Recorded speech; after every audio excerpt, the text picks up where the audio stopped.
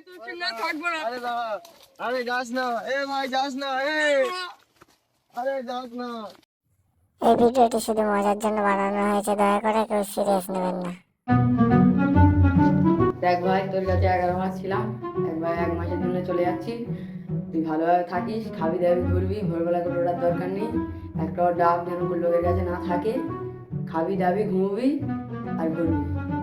আচ্ছা ভাই, সাবধানে যাবি, ঠিক আছে? তোকে যেরকম বলেছি সেরকম ভাবে নিজে করবি, আর লোকের কাছে একটা ডাব রাখবি না। A few moments later. আরে তুই যা রে। তোর সঙ্গে এত বছর ছিলাম, তুই আমাকে এত সহজে ভুলে গেলি? চললাম। এ ভাই, দাঁড়া দাঁড়া দাঁড়া দাঁড়া দাঁড়া।